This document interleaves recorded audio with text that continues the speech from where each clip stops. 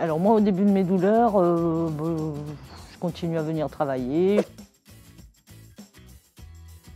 Je suis allée voir mon médecin. T'en as pas parlé? Isabelle, c'est une travailleuse, donc elle venait en agence et la douleur, elle la prenait sur elle-même. Donc je n'étais pas forcément consciente de ce qu'elle vivait. Après, on a commencé à en parler parce qu'on se connaît quand même depuis un petit bout de temps, donc elle a commencé à en parler. Et c'est là où on a essayé à aménager des petits trucs ensemble.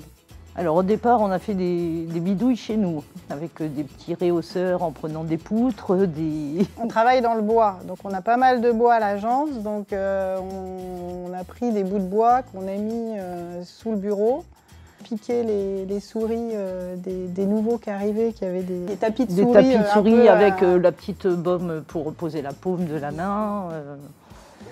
Donc voilà comment au départ on a travaillé ensemble. Bon, non, parce qu'en fait c'était de la bidouille et ça n'a pas amélioré je veux dire, la pathologie. Et puis à un moment, quand j'arrivais plus du tout à me servir de ma main, ça devenait vraiment très très douloureux. C'était difficile. On a eu une nouvelle RH qui est arrivée qui s'est occupée du CIBM il y a quoi, 3-4 ans. Elle est arrivée, Magdalena. Et on a discuté ensemble et comme tous les ans on fait les comcars, on fait les discussions et on parle un peu de chacun.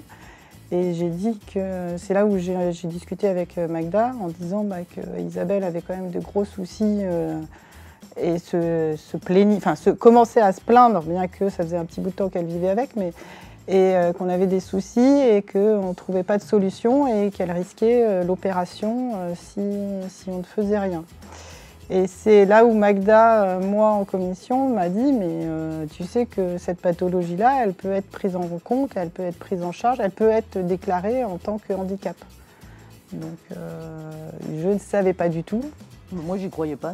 J'en ai parlé à Isabelle quand je lui ai dit ce qu'on s'était dit avec Magda. Isabelle m'a dit non, tu n'y croyais pas? Non, moi je pensais que mon dossier ne passerait pas et que ça n'avait aucun intérêt au niveau handicap. On peut se dire handicapé si il nous manque un bras, il nous manque une jambe ou on a un souci. En fait, quand ça se voit. Et c'est vrai que là, Isabelle, oui, elle souffrait beaucoup, mais pour elle, c'était pas. Elle pensait pas pouvoir être considérée comme handicapée parce que ça se voyait pas et qui peut entre guillemets la croire et qui peut dire qu'elle est handicapée, voilà.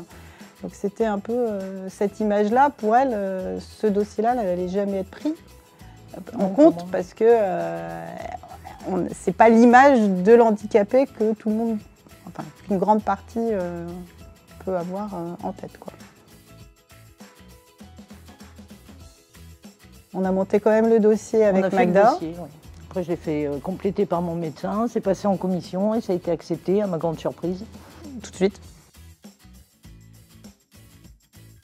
Déjà, de faire le dossier, puisque après au niveau de l'entreprise, ça amène un aménagement de poste qui est pris en charge, donc avec, on va dire, un budget qui permet de faire un aménagement de poste, ce qu'on n'aurait pas fait en temps normal. Et aussi, là pour moi, dans mon cas, l'ergonome qui est venu passer une journée, me voir travailler, qui a pris en photo mon poste, qui a préconisé en fait plein de matériel auquel même moi j'aurais même pas pensé pour améliorer mon quotidien au niveau du travail.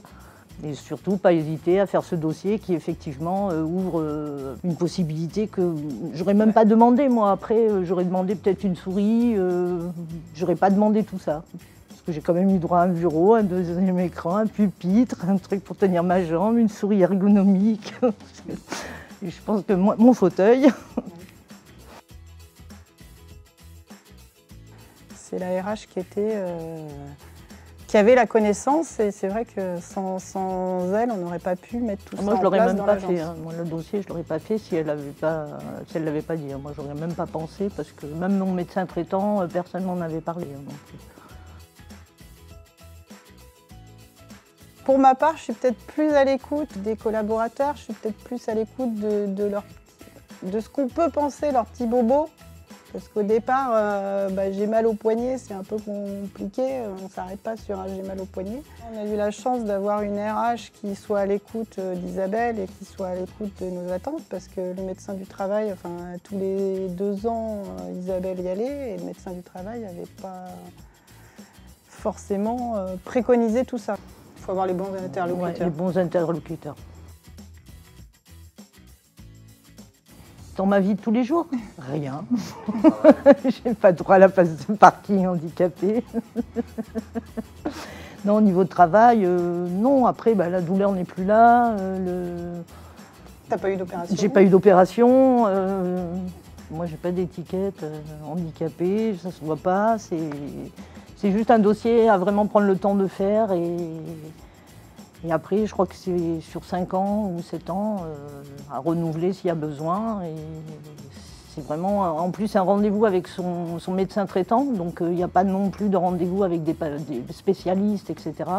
C'est un dossier qui se remplit, après c'est une commission, donc ça prend que le temps de remplir le dossier, de rencontrer son médecin et de le poster.